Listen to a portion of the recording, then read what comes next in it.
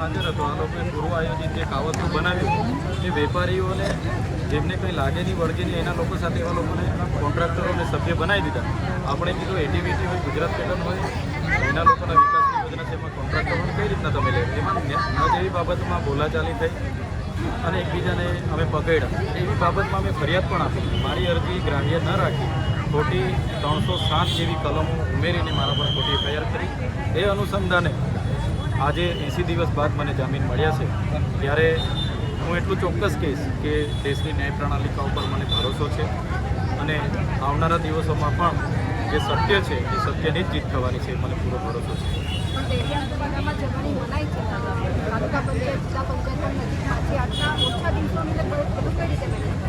જે રીતે પોલીસે મને માથાભારે સાબિત કરવા માટે જે મારા જાહેરનામા ભંગના સહિતના જે ગુનાઓ એફિડેવિટ એમણે મૂક્યું, જેના આધારે કોર્ટે મને હાલ 1 વર્ષ માટે મારા ડેડિયાપાડા મત વિસ્તારમાં જવા માટેનો પ્રતિબંધ મૂક્યો છે. પણ હું મારું ઘર ત્યાં છે, મારો પરિવાર છે, મારું ગામ, મારો વિધાનસભાનો મત વિસ્તાર એટલે મારો પરિવાર છે. ત્યાંના લોકોના સુખે દુઃખે હાજર રહેવાનું મારી જવાબદારી છે. તો આવનારા દિવસોમાં નામદાર હાઈકોર્ટમાં, સુપ્રીમ કોર્ટમાં વકીલોનું માર્ગદર્શન લઈને અમારો પક્ષ અમે મૂકીશું અને મને પૂરો ભરોસો છે કે આ શરતોમાં પણ આવનારા દિવસોમાં મને ન્યાય મળશે, મને પૂરેપૂરી આશા છે.